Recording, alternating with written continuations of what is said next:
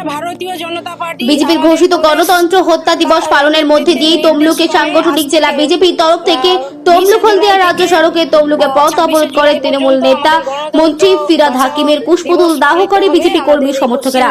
সেখানে উপস্থিত ছিলেন তমলুক সাংগঠনিক জেলার বিজেপির সভাপতি তথা বিধায়িকা তাপসী মণ্ডল এবং বিধায়ক অশোক দিনদার সহ বিজেপি নেতৃত্বরা।